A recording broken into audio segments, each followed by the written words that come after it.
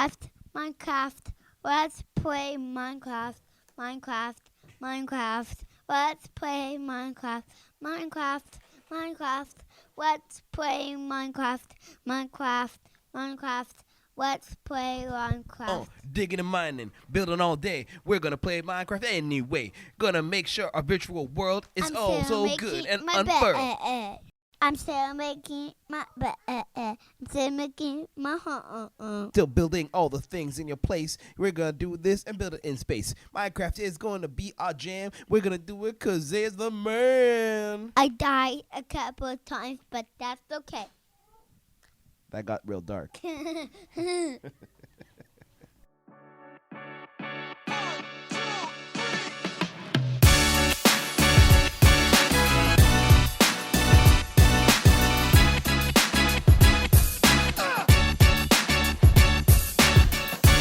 Welcome to Chatting with Casey with your host, Casey Palmer.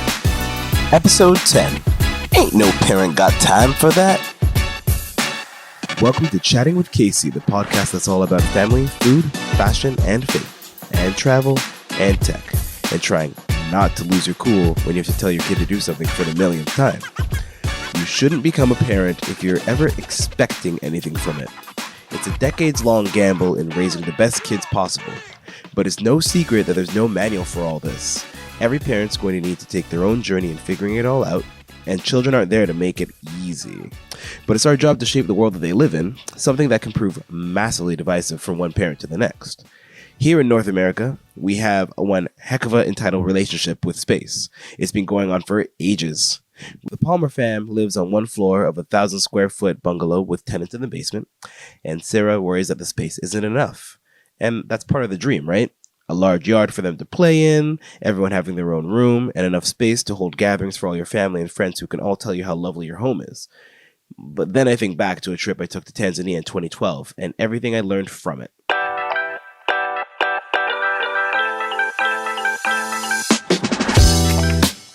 It was April 2012 and I'd summited Mount Kilimanjaro.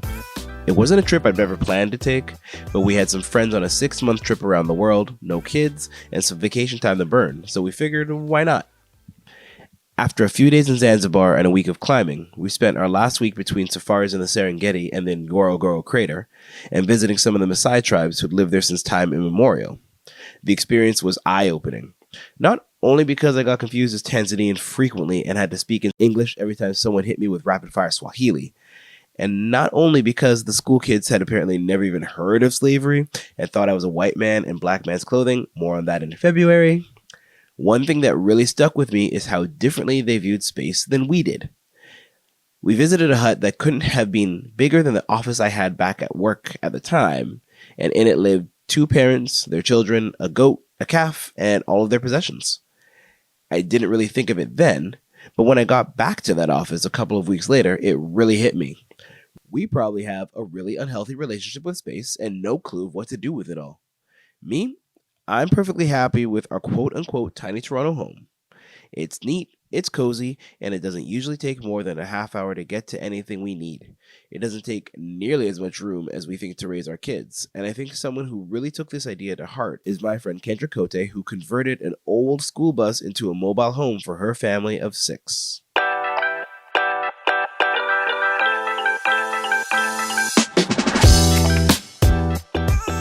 Kendra and I go way back to 2002 when internet friends weren't even a thing yet. I just finished high school and was coming to terms with being a small fish in a big-ass pond, finding solace in the digital communities I felt more connected to than the world I had around me. One of the earliest sites I spent time on those days was Neopets. Yes, that Neopets.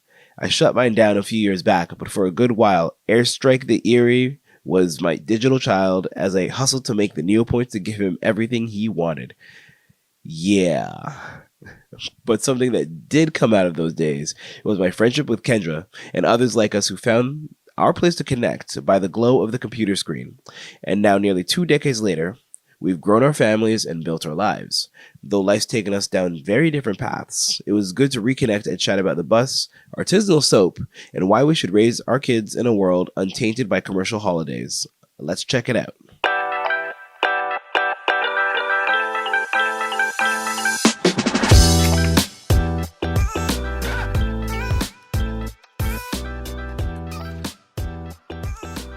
Hey everyone. So today I roped in my good friend Kendra from the wonderful United States. It's all started with actually a couple of conversations. We were talking about my entire stance on Father's Day, which has come up many times since Father's Day because obviously I love to put my foot in my mouth, and we're also talking about the wonderful adventures she's had. Basically converting a school bus into a home and living there with her family through the states and stuff. So, hey, Kendra, what's up? Hi. It is so weird to have someone call me Kendra. Oh, wait, what do people call you? Kenna. I can just call you Kenna. I call you Kenna too. I just thought, I didn't know if you go legal name or okay. So let's start again. Hey everyone, this is Kenna, and forget everything I said for the last minute or so, and just go with Kenna for the rest of the podcast because that's what happens. Oh, it's whatever. Yeah, it's a legal name thing. Kendra is a legal name. Kenna is what everyone calls me. I didn't know if people called you that in person too. I just kind of make the assumption. I really should have asked that before the podcast. As you can tell, I'm really rusty after not having recorded anything for a week. Thank you, family. I appreciate it. What did they do to you, right?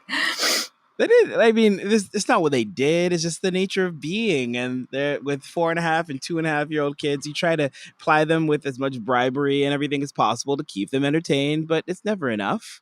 And they'll let you know really quickly. Oh, yeah. And that only gets worse.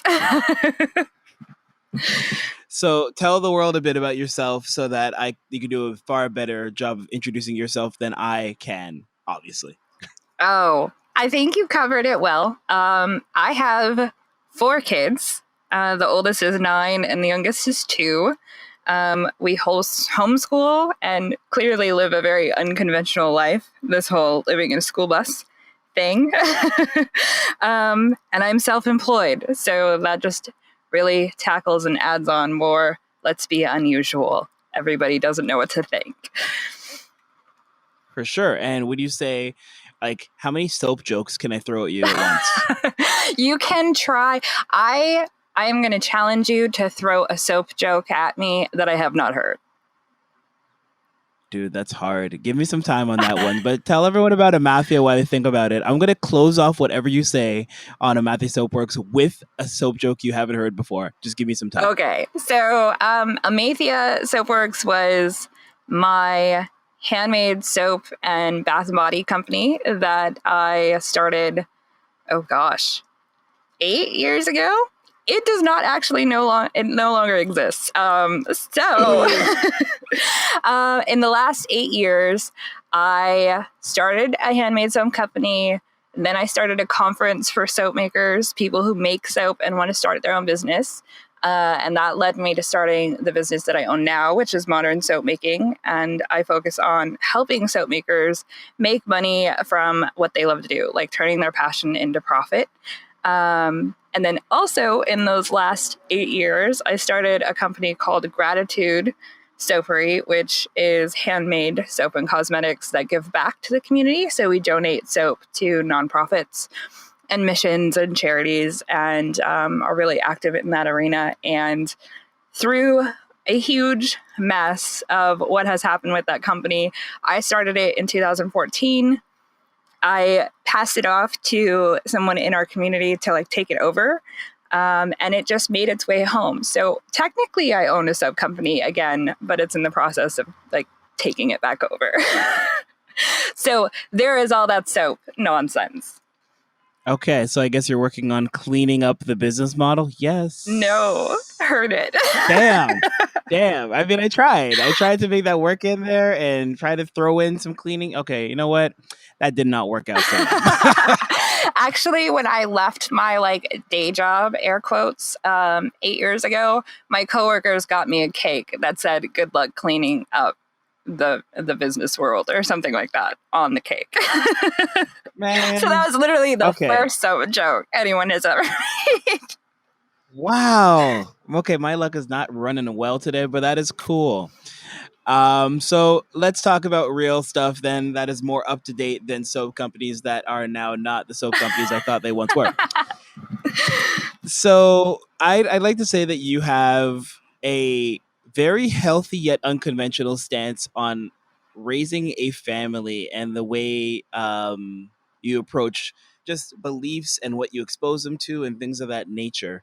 I'll preface for the audience who isn't on my Facebook and involved in every battle and debate we have going on. But one of the things we talked about was raising kids with the right values without making them pariahs. And we're talking about how you don't necessarily have to indulge in every commercial holiday. You don't have to ascribe to a lot of the things that society says, well, this is just how things are done. And I think you've done a very good job of being able to build that kind of structure without having to fall back on, well, this is just how everyone does it. And I'm wondering if you want to talk a little bit about how you do Oh, that goodness. and how you see it. I was going to say, Oh, yeah, loaded questions. unconventional in like every regard. That's why you're on the podcast. You're unconventional. I don't want to get conventional people. I can talk to them every day. Yeah, so I always think it's really interesting to kind of follow the conversations that happen on your Facebook, because it is like a strong reminder of like the way everybody else raises kids and in their conventional kind of lifestyles. Like, even when people talk about like their kids going to school, my kids are homeschooled, or like when they have to go to a job and find daycare and all of that kind of stuff, like all of that is so foreign to our family. And then when we take the kids out to do kid things, you know, like going to the park or going to a children's museum and seeing them interact with kids who live such different lifestyles, you kind of forget all of that until, you know, one of my kids says a curse word or another kid says, don't say Jesus' name in vain or whatever. And then it's like, oh yeah, there it is.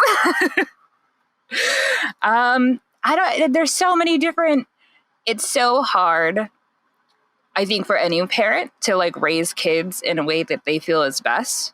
And then on top of that, you have everybody else being like, that's wrong, or that's right, or this is what you have to do.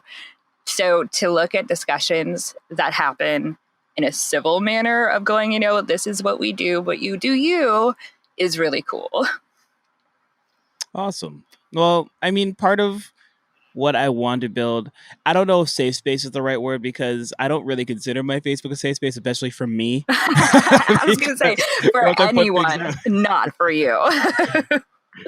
Yeah, for everyone who isn't Casey, because by the time I finish like moderating 8 to 10 hours of people going back and forth, I'm like, okay, no one talk to me. I'm so done. But I think it's been a good space for constructive conversation on a lot of things and exposing people to ways of thinking they might not have considered before, just because everyone gets so caught up in their own individual bubbles and things like that. So that's where like I'm finding a lot of my podcast guests just from the conversations that happen there, because I find that everyone has a really strong opinion about something, and you never know what it's going to be until you put up the post that triggers that, and you're like, oh, never thought about things that way. We should talk.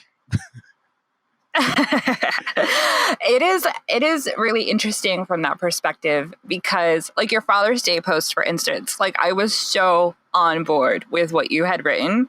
Like, it drives me nuts when mothers, like I am one, so I feel like I can say this, like cop out and like take the spotlight from dads, because dads don't get enough credit for being like dads. Like, my husband constantly hears when he takes the kids out, like, oh, it's your turn to babysit, or isn't that cute? And it's like, no, he's being a dad. Like, that's his job. That's how it's supposed to be. So when you posted that, I was like, yes, like I am so tired of seeing mothers be like, well, happy Father's Day to me. And it's like, no, it's not. No, that's Mother's Day. You're getting confused here. But then I started thinking about, you know, like non-gender conforming parents and how they feel. Right. And then that's like the comment that I left. And then someone else piped in with, they are a single mother. And so when their kid makes Father's Day gifts at school, who are they supposed to give them to? They give them to her. And I'm like, that makes sense. Right. Like, I get it. And I don't want to like stamp or rain on your parade, but also like, it's Father's Day. Yeah. Well, I actually spoke with that guest. That was Jennifer. I spoke with her 2 weeks ago actually about this, and just kind of chatted her views on being a single mom and all that she's had to figure out. And yeah, I think, what I've come to understand with Father's Day in a way is that it's has to be, and the reason why I think it links really well to how I see you raising your family is because it has to be more about what goes on in your household and your family's beliefs and structure and Yeah. everything. So it's one thing for your family to celebrate Father's Day and celebrate the father in the household, and another thing for you to go out and say, hey, everyone should do it this way, which is where I was kind of like, maybe. I'm like, I can admit being wrong. Wrong is a thing I Yeah. can do. I'm just like, I don't know everything and I will mess up. I'm cool with that. I tell my kids all the time when I don't know something or I just was wrong on something, I'll cop to it. No problem. And this is one of those times where I was like, I think I have some room to learn on Yeah. this one. And so in the month since, has it been a month? It's been like 2 weeks, 3 weeks, 2 weeks. And so in the 2 weeks since, I've like had so many conversations on it because, as you saw, everyone had an opinion. And now I'm like, okay, maybe there is a better way we can do all of this. Yeah, I basically left that conversation going like, why don't we just do a like happy people who raise kids day and just leave it at that? Yep. Yeah. Yeah, I mean, I was thinking about, somewhere around, I'm already kind of thinking for a pseudo campaign for next year where around May 29th or 30th, we do like a happy parents day or providers day or whatever you want to call it. You know what I mean? But yeah, I don't know how it's going to shape up yet, but I'm really thinking we need to have something out there that really brings a light to the fact that there's not just moms and dads. There's a whole spectrum of what's out there when it comes down to people who take care Yeah, of kids. exactly. And it's totally one of those things that, like, when I left my comment and then I saw what other people had to say, I was like, I hope no one takes this personal. Like, I'm not trying to be a jerk to whatever you guys have going on in your lives. I don't want dads to lose out on the little recognition that they get, is all I'm saying. I am 100% on board with that. But yeah, it's a hugely varied and wide world out there for sure. So, okay, you've moved on from soap. You've moved on from soap and you're doing what now as your small business thing? So, moving on from soap wouldn't necessarily, I'm still in the soap industry. Like, so modern soap making, what we do is we help people start a soap business. We still talk about soap making itself. And like I said, I'm taking over the company I started again. So I'm going to be doing it again. I just haven't done it yet.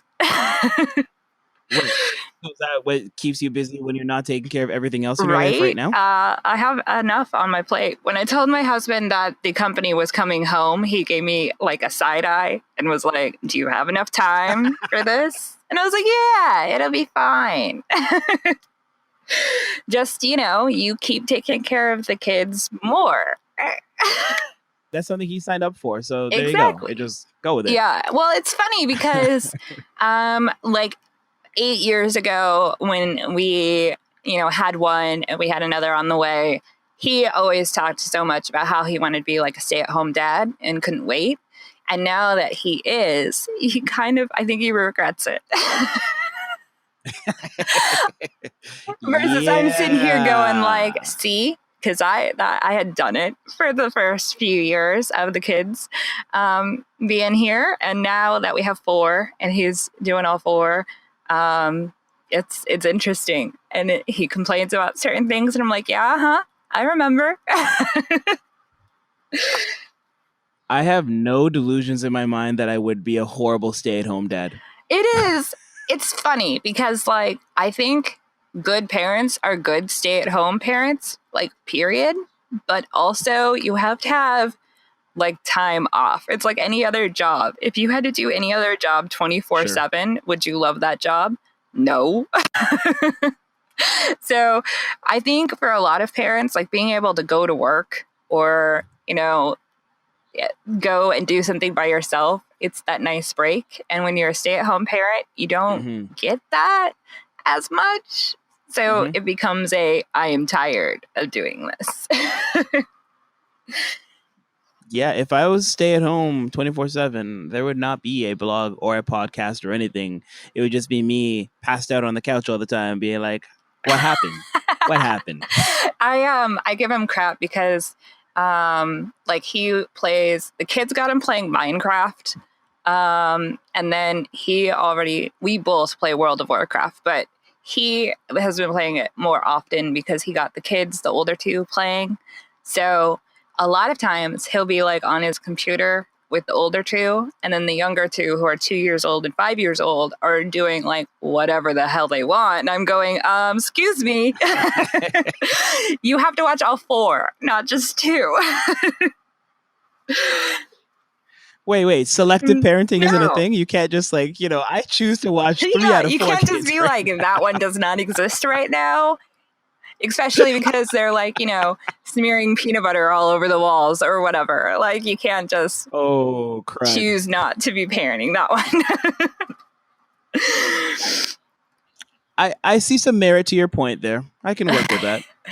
It's especially because like I'm sure with your two, like they're so vastly different but also similar, like they have certain things in common, but they're totally different people. So with ours, our oldest was super easy as a baby. Like she didn't even cry until like a year old. We didn't even know what her cry sounded like. It was insane. And then our second kid, Addison, was like the worst baby ever. She cried all the time. She was colicky. She didn't sleep. Like it was like, oh, this is what everyone complains about. We get it now. And then the last two have been like a nice mix between the two. But now that our youngest is mobile and talking and, being a 2-year-old, she gets into everything. She puts everything in her mouth and she scales everything. She's a climber. So when you selectively parent 2 out of 4, that youngest one is making a big old mess. Yeah, that sounds like just two kids too complicated for the way I want my life to be right now. 2 kids too complicated. Yeah. It's funny because you remember back when you found out you were having the second and you were starting to freak out about like, I'm not saying that I know this for a fact, but all parents do this. You're going like, how am I going to manage 2? And then you get the second one and you find yourself in these situations, like putting them in and out of the car. When there's an infant and then a toddler and trying to get them in and out in car seats and all this, you're going, oh my God, I'm going to lose my mind. Add 2 more to that. And every time you're like, oh crap, how am I going to do this? And then you figure it out. And now we look back and go, what were we complaining about? Like 2 would have been fine. Well, I do appreciate that you're censoring yourself for the podcast because I know you're not saying "oh crap" when you're dealing with this when you're putting them in the car. I assume there's far more colorful language coming out. I'm trying to be good, trying to be nice and family friendly, but string of expletives. I appreciate it. So, Kenna, how much does the song "The Wheels on the Bus" bother you at this point in your life? It probably would if my kids went to school, so therefore they would know what it was, and they would probably sing it just to annoy me. But I don't ever hear it, so no. That's fair. If you start posting on my Facebook wall videos of people singing this, I'm gonna have a problem though. I'm a friend, not a frenemy, so I'm not gonna be that guy. Don't worry. Now I'm just setting myself up for disaster, right? Like, who is gonna hear this and be like, "Let's find her"? I was gonna say there's gonna be at least one person who probably be that person, but it won't be me. Please don't be that person. Please don't. I'm okay with not hating it. No one do it. So tell me about the journey about you getting a school bus, converting it into your home, and I'm going to go with a bus pun, rolling with it. That is such a horrible dad joke. This is what I do. This is part of my lexicon. Go with it. So The bus thing was my husband's idea.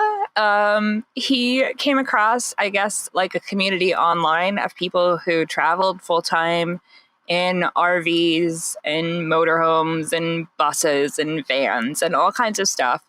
And basically was like, why don't we do this? We could do this. This would be totally cool. And at first I thought he was joking. I was just kind of sitting here like, no, like what? No. And then the more I thought about it, the more I was like, it'd be cool to travel more. I travel for my work. Like I speak at conferences and I teach workshops around the country. So not having to like go through the process of kids freaking out because mommy is leaving and then having to call them all the time while I'm gone and deal with that process of all of that. I was like, that would be cool. We could all travel together and I wouldn't have to deal with that anymore. We already generally had lived in smaller places in comparison to what most American families are used to. Like the first apartment that we had together with our two oldest kids was 600 square feet, which most people family size, that's usually like double that. But most of that was just because like we couldn't afford anything better. So that was the other thing that kind of tied into it was I was going, how much cheaper would that be if you didn't have to pay like $1,200 rent and then your $300 to $500 in utilities and like all this other stuff, right? So I conceded and was like, okay, well then what do we need to do this? Let's do it. I told them that I would give it a shot for a year. And so we got rid of all of our stuff, and packed up literally like a 5-foot by 8-foot trailer. I don't know what that is in metric, so don't get on my ass about it, Mr. Canadian. Don't worry, Canadians do feet. We understand feet. We actually use feet more than we use metric. Thank you. So there you go. That is good. Having like woohoo. So all of our stuff, like all of our belongings, have fit into a 5-foot by 8-foot trailer that we moved down to Arizona. I have family down there who live on a little bit of land. So we were like, the climate makes it so you can work on it 24/7 year round. Like there's no snow or anything. And then they have land that is outside of any acidity ordinances where someone would complain. So then we bought a bus. And it took us 2 years to redo it. We like tore everything out. The number of cute little like kid notes and scrawlings on the windows and all kinds of stuff we found in the bus was insane. And then we refinished it all, like from base metal, did insulation, built out basically tiny house that you see on TV shows in our bus. And then we moved in and started traveling. So we've been in the bus a little over a year now. And like I said, it took us 2 years to do it. We thought it would be much faster. It was not. Also because we had a fourth kid in there. That was thank goodness we could rework the floor plan to include another sleeping spot. And then we've been in it, like I said, for a year, and we're actually in the process of buying land and a house to leave the whole tiny house life because it is just, it's a lot. Like, yeah, I from the very beginning, like I knew when people posted on like Instagram and Facebook, like these tiny house, look at us, it's so wonderful, that they were, it's social media. Like no one is going to tell the truth, right? And honestly, it's not as bad as I thought it would be, but it is. You really don't get like personal space. And during the summer, it's fine because you also have outdoor space where, you can set the kids outside and then you're inside, or if you want to get away from it, you can go do something outside. Like you have dual space to deal with. But over the winter, we had to put in extra insulation, which made it darker inside and made it feel even smaller, which 270 square feet, like how do you make that feel smaller? And then it was too cold to go do anything. So we were constantly on Right. top of each other, and no one had room or space. And by the end of winter, we all just wanted to kill each other. Oh, for sure. For sure. More so some rather than others. Myself and Addison, who is my 7-year-old, she turns 8 next month. Both of us were just like, no, we're done. Like, we're done with this. And everyone else is okay with it. So Right. we're going to buy a house with some land. We'll keep the bus, and then we'll look at it as like a summer thing. Like, we can go travel during the summer and then come home in the winter and be like, this is my room, get out. Gotcha. No, that makes sense. I don't want to belabor the point of the bus, but out of curiosity, when you have to like park at night when you're traveling, how does that work? Park. Do you have to like, yeah, do you have to like find places to like, you know, if it was like a park, like a national park, for example, Yeah. you'd rent a campsite perhaps, or do Yeah. they have like RV camps? Like, has that how you go about it? Or Yeah. So, it's funny talking about the bus because it's literally like a whole nother world of like how life operates. So when it comes to parking the bus, you can park it in campsites and campgrounds and national parks and that kind of thing. But the bus is 39 feet long, so you have Right. to find spots that are big enough. Some campgrounds have rules about like the kind of rigs they allow to stay there. So there has been a lot of campgrounds that we're not even like allowed to stay there because the bus is older than 10 years old, or because the bus is a bus and not like a nice looking RV. And then there is something called boondocking, and that is where you stay, like, you park overnight in like a Walmart parking lot or at a rest stop on the highway, or even like BLM land, which is public land that's owned by everyone through the government. You can stay there. But just trying to find those spots and knowing where you can and can't park is probably like the biggest learning curve of the whole thing. It's not as simple as just being like, here is a campground, we're cool, we'll stay here. Because then you got to be like, are we allowed to stay here? Will you let us stay in our school bus because of how old it is and because it's a school bus and not something else?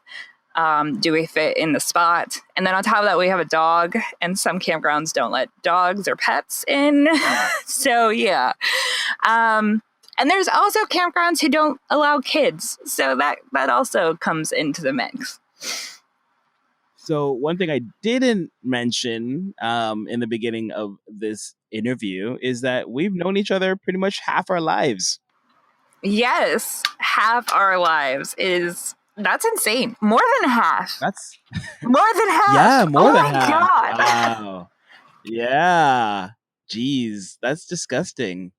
That just makes you feel really old. Like really old. I'm glad, I'm glad that we can still talk after becoming, internet friends in the turn of the millennium. And then That's now we're here true. with very different life circumstances. Like we now have children and now do very different things than feed pets online. And and write about our thoughts in our journals that everyone else reads. Live journal. Oh, live journal. I was thinking about that earlier today and thinking about just how much drama live journal would cause when you're just like, I don't feel like following this person anymore. You can't unfollow me. Why would you do such a thing? It's funny because like I look back and live journal and Neopets are both why I learned how to code. And then I had like an entire little mini career there for a while of doing freelance design because of those. But otherwise, I have a handful of friends I made during that time period, and then the rest of it can stay back there. Yeah, I'm happy with a lot of it staying back in the 2001 to 2006, 7-ish era. Yeah. That Casey, he can stay there. He learned some lessons and life is good now. And yeah, bye guy. Bye guy. You can stay back the there. level of teenage angst and other assorted Things can just stay back there, very far back. Seriously. Oh my goodness. And yeah, so I feel like I've gone through the majority of things I wanted to interrogate you on. So there you go. Oh no, it wasn't as bad as I thought it would be. I try to make the podcast as painless as I possibly can, but I do like to have real conversations on real topics and not make it boring. So I feel like we succeeded in all those fronts. Hopefully. I hope it's not boring is the big thing. I wasn't bored, and I figure if I'm not bored, someone else out there isn't going to be bored either, and it should go well. So, hooray. Even though, like, we've known each other over half our lives, I would sure as hell hope talking to me isn't boring. Well, I would have, like, come on. Why would it be? Why would I invite you out to a podcast if you bored me? Can you imagine me sitting here for a podcast with someone who bores me, like, well, anything else you want to talk about? It would be full of well, that's interesting, I guess. I regret so much. Why did I do this? Yeah. That sounds like me to a T. Okay. Well, if there's anywhere we want to support and say what's up and stuff like that, where should we check you out? Oh my goodness. On Instagram, I guess, because that's the only thing that's like my personal space and not my business. On Instagram, and it's Kenna Côte. Cote is my last name. So yeah. Cool. That's all it. Right. Yeah, I totally would buy more soap, but I have so much soap already, and maybe you know what, you need to give me a tutorial on like what soaps are right for me, just because it's not a thing I excel at. I have so many different hygienic products that I'm just kind of going through the backlog of everything I have. But obviously you're one of those people that just like buys like everything to try to find the right thing and then ends up with like an avalanche in their bathroom. I wish that were the case. It's more that every time a Father's Day rolls around, there's a ton of brands who are just kind of like, hey, here's some stuff that's great for dads. Deluge. And then I'm just like, I have an entire shoebox in the bottom of our clothing chest with just like so many different bottles and lotions and all these other things where I'm just like, I'm never going to get through all of this. Yeah, it's I would say that I don't like understand, but being someone who makes it is, I probably have soap to last me like the next 20 years. There you go. I would have to take like an hour-long shower and, pampering process every day in order to have a ghost chance of getting through all this stuff. Right? Like, I was sitting here going with 4 kids who, kids, they're going to leave like bars of soap floating around in the bathtub where it's like wearing away. And even with that, like, I've got soap for days. I think I just thought up the episode title from this part of the conversation. Ain't no parent got time for that. No. All right. Well, thank you for your time and chatting and technical difficulties and everything that came with this episode. And yeah, I hope everyone enjoy their time. And I'm going to say bye now. So, Kenna, thanks a lot. Thanks.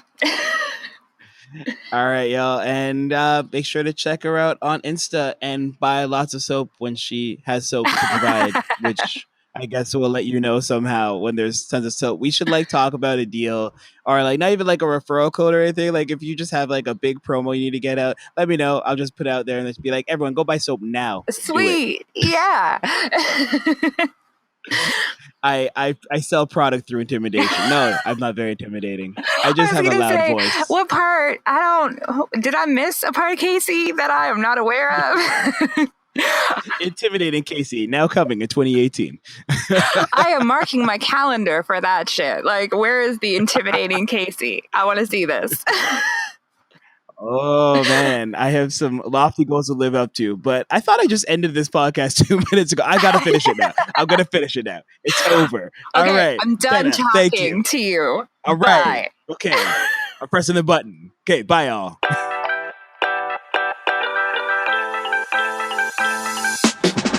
So there you have it. No matter where you are in the world, parents are all going through something, especially if it's in a 270 square foot home that travels across the mainland United States from coast to coast. You don't need a big house or a ton of money to raise a great family. I was once told, kids need your presence, not your presence. So you better be present, because your time is the best thing you can give them. It won't always feel like it's worth it, but like I said, we're in it for a long time, not a good time, so we'd better do this thing right. As for me, I still got a pile of content to whip up and a head cold to kick, so I'd better wrap things up here. I hope you all have a solid week ahead of you, and as always, if you like what you hear, make sure to like, rate, share, and subscribe. Stay tuned for next time. We've still got plenty of great guests left to talk to. Au revoir, and have yourself a great one. Bye-bye. One more time. Let's sing it together. 1, 2, 2, 3. 1, 2, 3. Xavier, Xavier, come come get get your your pajamas pajamas on. Xavier, Xavier, come get your pajamas on. Xavier, Xavier, come get your pajamas on. Xavier, Xavier, come get your pajamas on.